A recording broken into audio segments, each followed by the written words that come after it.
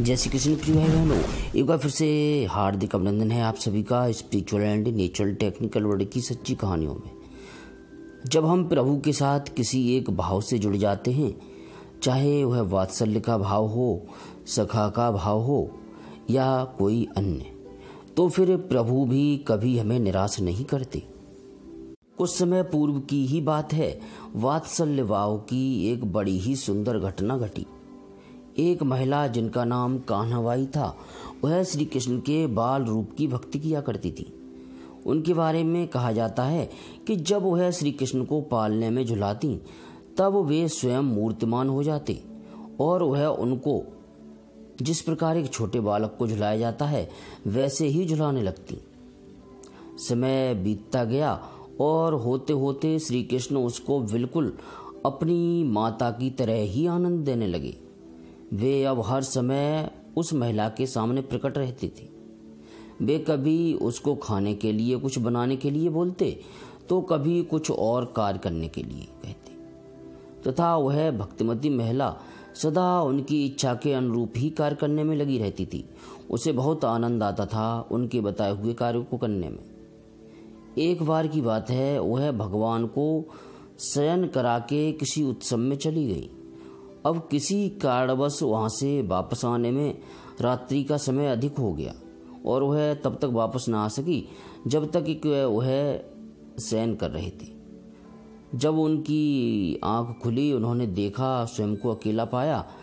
तब अधिक रात्रि बीतने पर जब वह वहां उपस्थित नहीं हुई, तब अन्य सज्जन जो वहां पर उपस्थित थे और उन्होंने स्वयं ऐसा सुना जैसे कोई 5-7 वर्ष का बच्चा आवाज दे रहा हो रो रो करके कि मैया मुझे डर लग रहा है, जल्दी वापस आओ। यह सुनते ही वहाँ के लोगों ने जब यह बात सुनी, कान्हाबाई ने भी सुनी, तब उन्होंने सब लोगों से कहा कि यह मेरे बच्चे की आवाज़ है, वो मुझे रो रहा है और मुझे बुला रहा है। इस पर वह तुरंत ही घबराई हुई सी वहाँ से उठकर सीधी घर चली आई और जाकर के उन्होंने भगवान को थपथकाकर फुसलाकर सुला दिया, शयन करा दिया। इस घटना के पश्चात जब उनका अंतकाल समीप आया, शरीर छोड़ने का समय जब निकट आया, तब श्री कृष्ण ने उनसे कहा, मैया अब तू यहाँ से चल। यह कहकर भगवान उसकी आत्मा के साथ चले गए तथा उसके भी प्राण पखेरु उड़ गए। इस तरह अपने भाव के कारण उस महिला ने भगवान को भी अपने बस में कर लिया। प्रिय भाई बहनों, भगवान को तो हम कुछ दे नहीं सकते सिवाय एक भाव के, क्योंकि सब कुछ तो उन्हीं का बनाया हुआ है, उन्हीं का दिया हुआ है, उन्हीं से उत्पन्न है प्रत्येक वस्तु। जब ज्ञान होगा तब सब समझ में आ जाएगा कि जो कुछ भी दृश्य है, अदृश्य है, सब कुछ प्रभु की माया के द्वारा रचित है, उसके अतिरिक्त तो और कुछ भी नहीं है। तो फिर हमारे जो हृदय से भाव उत्पन्न होता है, उसी से हम प्रभु को प्रसन्न कर सकते हैं, उन्हीं से उन्हें अपना बना सकते हैं, या यूं कहिए कि उसी के द्वारा उन्हें वश में कर सकते हैं।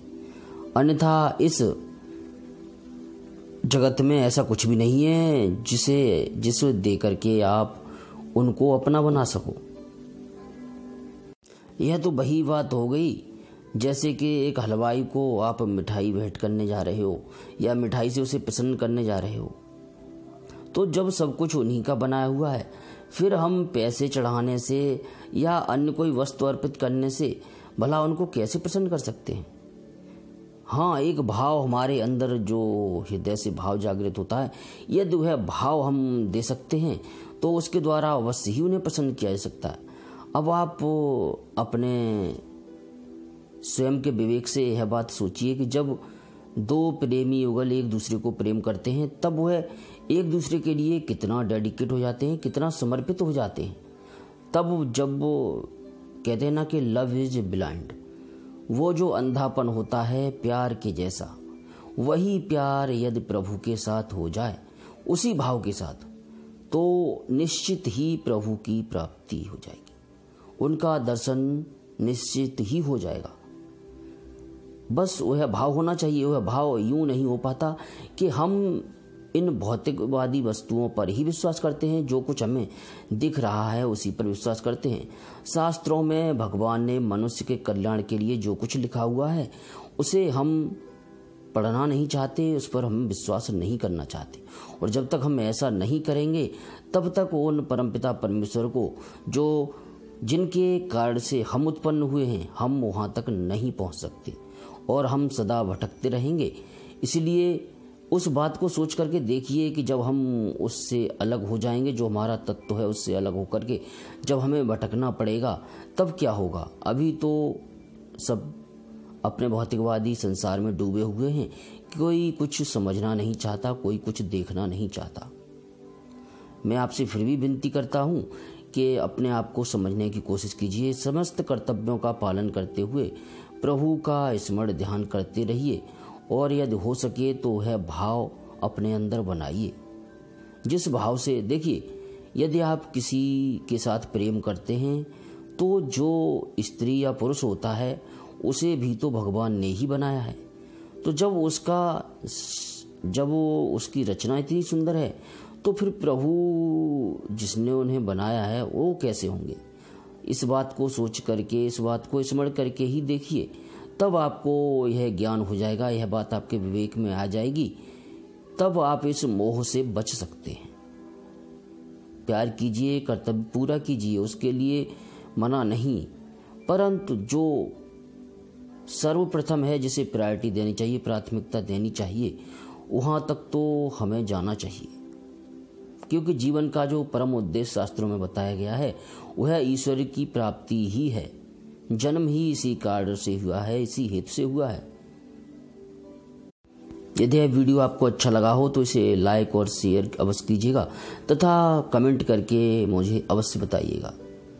अब एक बार सभी से मैं हाथ जोड़कर प्रार्थना करता हूँ, किसी प्रकार की त्रुटि के लिए तो मुझे क्षमा कीजिए और प्रभु से भी विनती करता हूँ। और एक बार प्रेम से बोलिए, हरे राम राम राम हरे हरे, हरे कृष्ण कृष्ण कृष्ण हरे हरे।